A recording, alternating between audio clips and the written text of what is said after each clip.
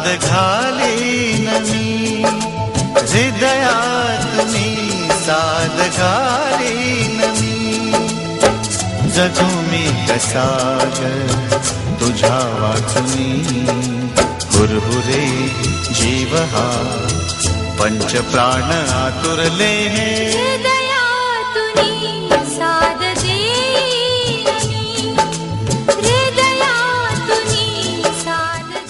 Chiller असते 2 किंवा 3 degree Celsius वर आपण दुधाची चिलिंग करून स्टोरेज टँक मध्ये टाकतो. त्या असतात BMC बल्क मिल्क चिलर म्हणतात.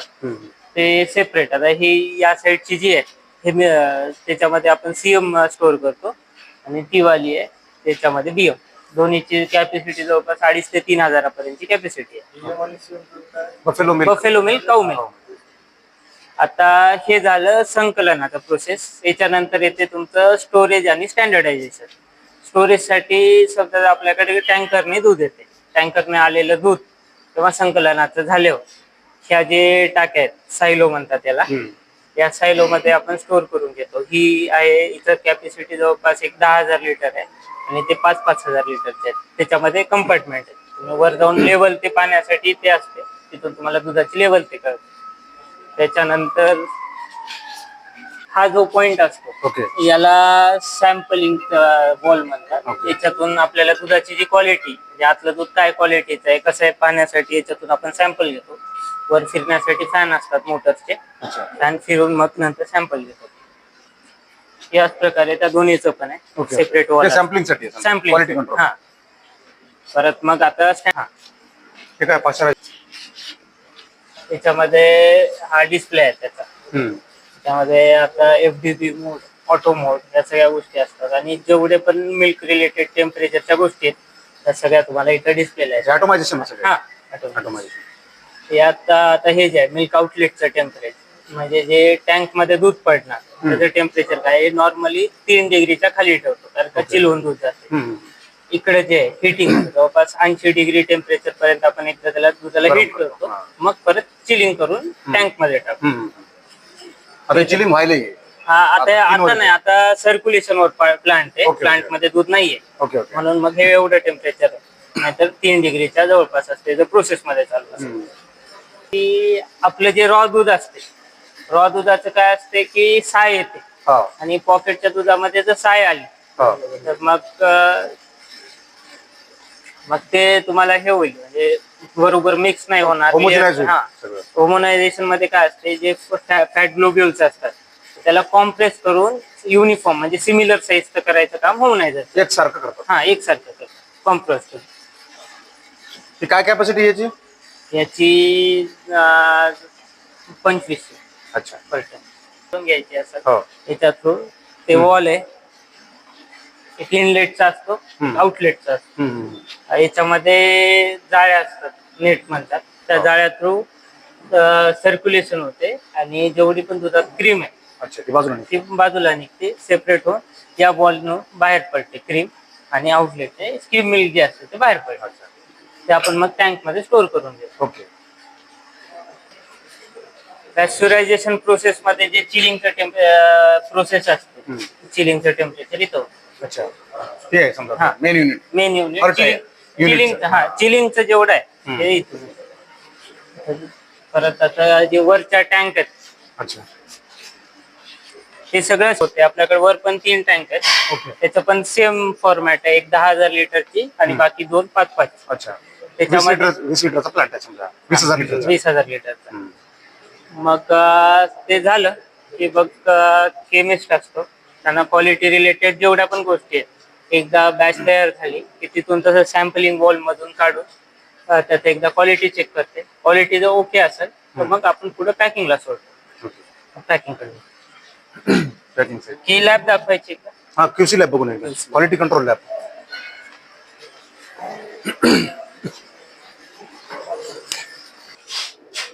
ही क्वालिटी कंट्रोलची लॅब. इथं नॉर्मली आपल्या दुधा रिलेटेड जेवढ्या पण टेस्टिंग आहेत तेवढ्या सगळ्या टेस्टिंग आपण इथं करतो.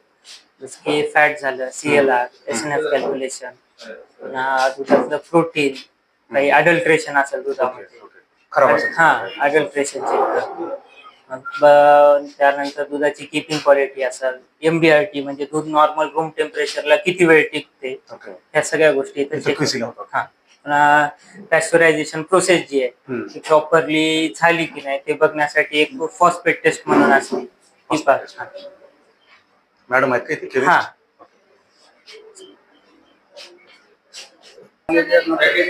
स्टोर झालेलं जेवढं पण दूध आहे. ओके. घीचं प्रोडक्शन होते आपल्याकडे, तर हे कशाची मशीन आहे? हे घी पॅकिंग तुपाची. वर आपण त्याच्यातून तूप टाकतो, तिथं ते जार जे असतात तुपाचे हा. ते ठेवतो आणि हे कन्वे बेल्ट असते, याच्यातून पूर्ण ऑटोमॅटिक पॅकिंग प्रोसेस होऊन सिलिंग होऊन बाहेर येते. ओके. म्हणजे ही फक्त पॅकेजिंग मशीन हा, पॅकेजिंग. त्यामध्ये तूप टाकून पॅकेजिंग होते.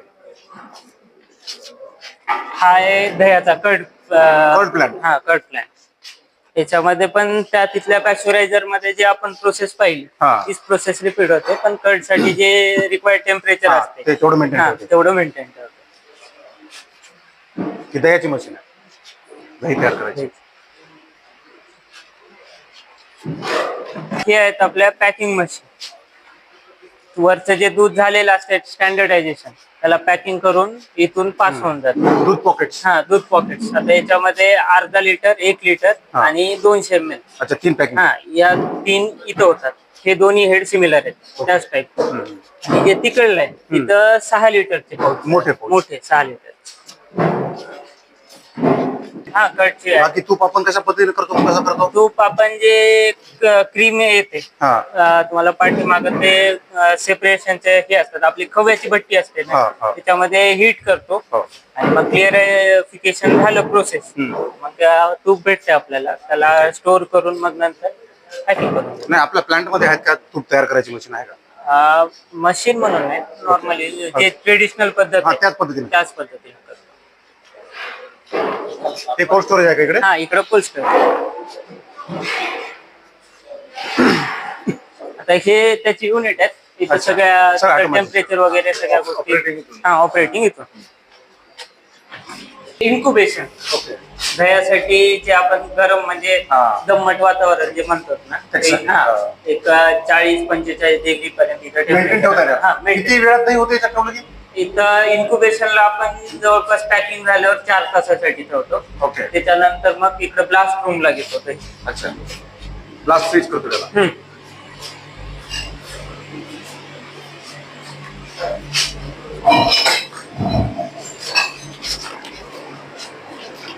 इकडे ब्लास्ट फ्रीजिंग साठी आपण जवळपास 4 तासासाठी ठेवतो. ओके. आणि त्याच्यानंतर मग इथं दही प्रॉपर सेट झालं की नाही पाहून त्याची क्वालिटी चेक होते परत एकदा, त्याची ऍसिडिटी काय वगैरे सगळ्या गोष्टी चेक होतात. त्याच्यानंतर मग सगळं ओके असेल तर मग त्याला कोल्ड स्टोरेजला पलीकडे स्टोर होऊन जाते. थंड कार चिल्ड करते मायनस मध्ये, अर्धा घंटा थांबलं.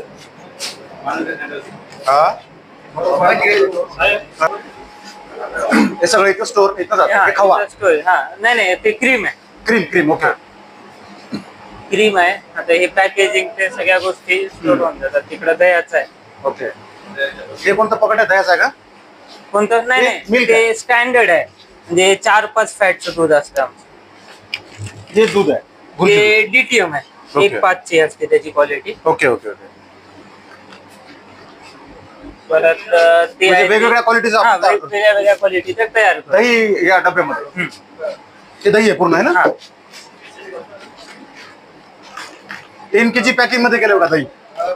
10 kg पॅकिंग मध्ये दही. हे TM आहे, टोन मिल्क म्हणतात त्याला. अच्छा. 30 फॅट असते याचं. अच्छा. लहान बेबींना वगैरे किड्सला. हा, गाईचं. हे काय कुल्फी आहेत काय? कोणतं नाही, दह्याचं. दही. हे बघा दह्याचे पाऊच. दही.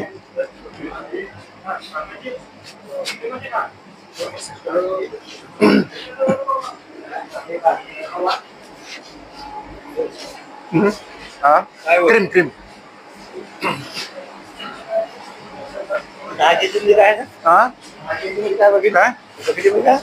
दही. हे बाकी हे आमच्या ब्रँडचं दही. इथं खूप पॅकिंग आहे गोविंदची. ओके. गोविंदचे ते कोकण ते दही आहे. ते हे आमच्याकडे आपलं इथलं आहे. इथलं इथला दही आहे. ते गोविंदचं दिसतोय. ते गोविंदचं इथं को पॅकिंग आहे गोविंदची. ओके, तर ओके, ओके. दह्याचं प्रोडक्शन नाही होत इथं. हम्म. त्यांचं फक्त स्टोरेज आहे. इथून हैदराबादला माल सप्लाय होतो. कुठली आहे ती गोविंद? गोविंद फलटणची आहे. अच्छा, इथं काम करतात. हा तिथं काम करतात. इथं आता दुधाचं तेवढं प्रोडक्शन चालू केलंय. Okay, okay. बाकीचं दह्याचं ते नंतर करणार. अच्छा, तुमचा एमओयू आहे समजा. आहे. गोविंद.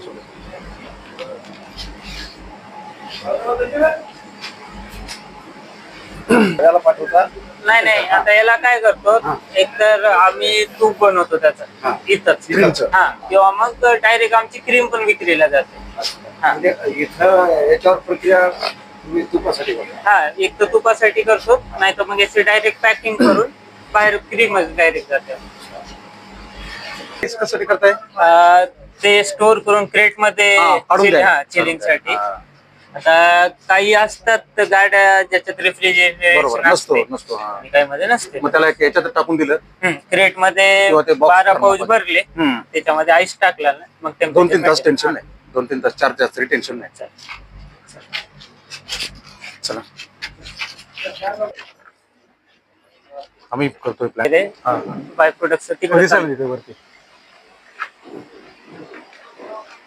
साई कृपा डेअरी. बॉयलर आहे. बॉयलर हिटिंगचं जेवढं आपण प्रोसेस मध्ये लागल आपले हीट, ते बॉयलरचं. आणि तिकडे आहे ते चिलिंग प्लांट आहे, कॉम्प्रेसर वगैरे आहेत ते तिकडे. पूर्ण जागा किती लागते? हा जागा पूर्ण आपल्या फ्लॅट साईड ही जागा. ही जागा जवळपास काही आयडिया नाही मला. स्टेप बाय स्टेप केलेलं हा आहे. स्टेप म्हणजे आधी त्याच्यामुळे हे ते- सिंगलच बॉयलर हा, होतं. step by step. त्याच्यानंतर हेच आता आलं, याचं अजून चालू पण नाही झालं. ते पण लाकडावर चालणार. हा ते लाकडावर. हा हीट पाठवते. आता ते एक थंड पाणी, नॉर्मल पाणी येते, हीट गरम पाणी होते, त्याचं स्टीम तयार होते. स्टीम तयार झाली की ती स्टीम प्लांट मध्ये जाते. सोलार आहे आपलं. आमच्या हळदीच्या प्लांट मध्ये ते तिकडले आहे ते चिलिंगचे अमोनियावर हे कॉम्प्रेसर वगैरे असतात. थँक्यू. सरांसोबत फोटो घेऊ आपण सगळे. सर हा, फोटो मी घेऊ. कांडली म्हणून आहे, हिमायतनगर तालुक्यात.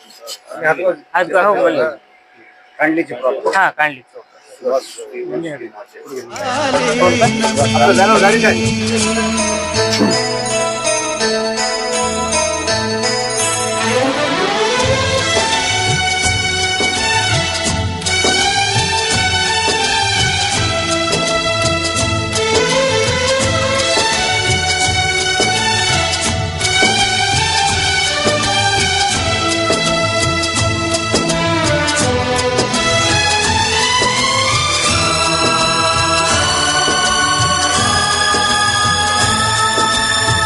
तुझ्या बिन रात मुकी दिन हा ढळेना, चोहीकडे भास तुझे पापणी मिटेना.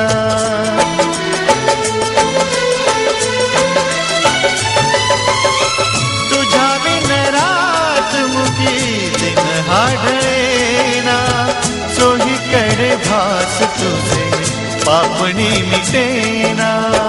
माझ्या मनाची स्थिती हीच झाली, बदलून कोसमी सारी रात जावी. हुरहुरे जीव हा पंचप्राण आतुरले, हृदयातुनी साद घालेन मी, हृदयातुनी साद घालेन मी.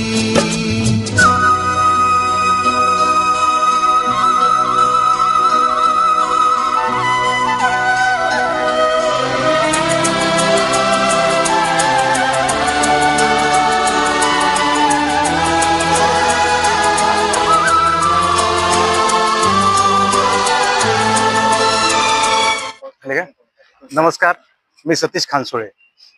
MCD आणि रॅम अंतर्गत हे 5 दिवसीय आमचं कौशल्य आधारित प्रशिक्षण होतं. या प्रशिक्षणाचा आज शेवटचा 5वा दिवस. आजच्या दिवसामध्ये आम्हाला या ठिकाणी साई कृपा डेअरीला भेट देण्याचा एक खूप मोठी संधी आम्हाला MCD तर्फे प्राप्त झाली. आम्ही सकाळी या ठिकाणी पोहोचलो. डेअरीचे मॅनेजर तसेच आमचे कोर्स कोऑर्डिनेटर सरांनी आम्हाला पूर्ण डेअरी संदर्भामध्ये सविस्तर प्रत्येक मशिनरीज, प्रत्येक मशीनच्या कॅपॅसिटी दाखवल्या. आजच्या या दौऱ्यातून डेअरी उद्योग नेमका कसा चालतो, त्यापासून कसले बाय प्रोडक्ट तयार केले जातात आणि त्याचं कॉस्ट कटिंग कशा पद्धतीनं आहे हे सगळे एकंदरीत माहिती मिळाली. या ठिकाणी या उद्योगाचे MD देखील होते, त्यांची देखील आमची भेट झाली. सरांनी देखील आम्हाला सखोल असं मार्गदर्शन केलं. एकंदरीत हा 5 दिवसाच्या प्रशिक्षणामध्ये केवळ क्लासमध्येच न शिकवता थेट प्रॅक्टिकल कशा पद्धतीनं करायचंय असं हे सखोल आम्हाला मार्गदर्शन देऊन उच्च प्रशिक्षित केलंय. त्याबद्दल पुनश्च आम्ही सर्व टीमतर्फे एक प्रतिनिधी सगळ्यांचा म्हणून या ठिकाणी आम्ही आभार व्यक्त करतो. धन्यवाद. गुरुगुरे जीव हा पंच प्राण आतुरले हृदयातुनी साद घालेन मी, हृदयातुनी साद घालेन